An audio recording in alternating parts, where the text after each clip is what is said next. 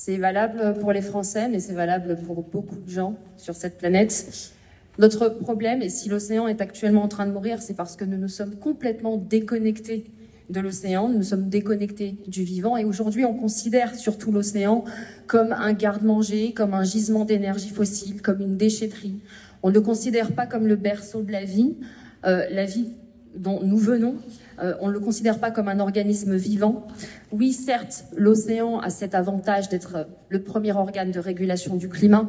Il permet à certaines personnes de survivre pour manger. Alors pas la majorité des gens qui consomment des poissons, malheureusement, justement, c'est ce qui amène à la surpêche. Mais surtout, l'océan nous reconnecte à qui nous sommes. Et c'est en ça que c'est fondamental, je pense, au-delà de toutes nos considérations, de tous les calculs qu'on peut faire sur l'exploitation de l'océan, cette économie bleue, cette gestion de l'océan, c'est de se souvenir en fait que l'océan, c'est d'abord et avant tout nous-mêmes, qu'on change de regard.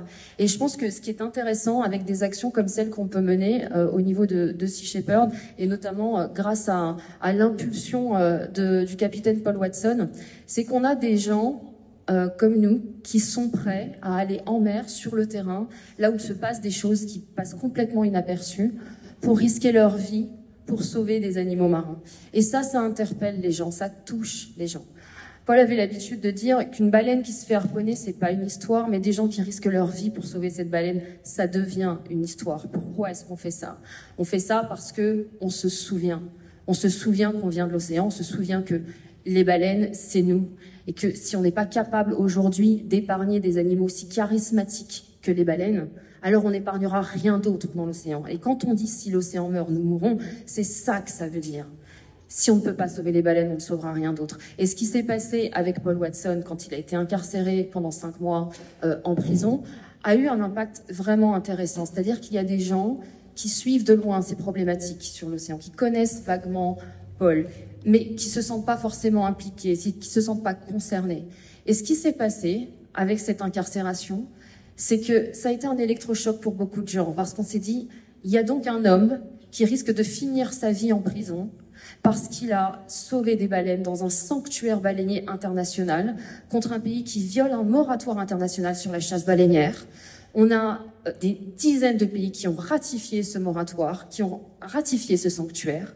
Aucun pays n'a jamais pris les mesures pour faire respecter ce sanctuaire. Et c'est à quelqu'un comme Paul Watson et les gens qui l'ont suivi de le faire respecter. Et aujourd'hui, il risque sa vie, il risque sa liberté pour ça. Et ça, on appelle à la responsabilité collective de chacun. Et ça a choqué les gens. Et je pense que en ça, le Japon a fait un très mauvais calcul parce que ça a braqué les projecteurs sur cette indécence, sur cette déconnexion. Et donc, en libérant Paul Watson, c'est pas que Paul Watson qu'on a libéré.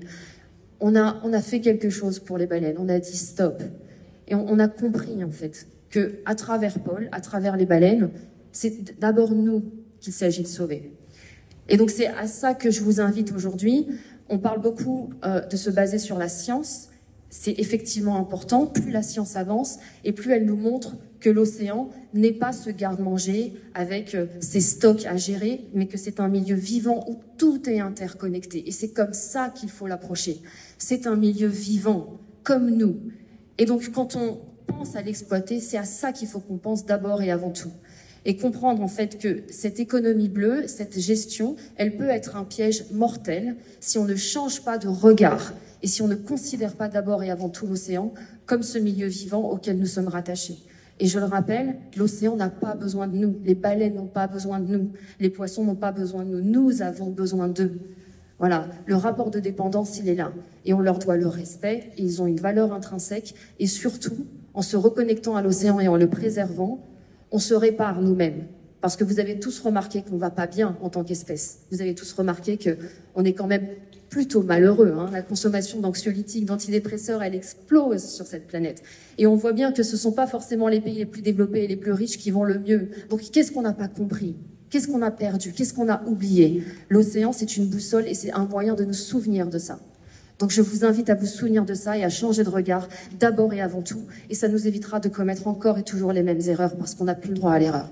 Merci beaucoup.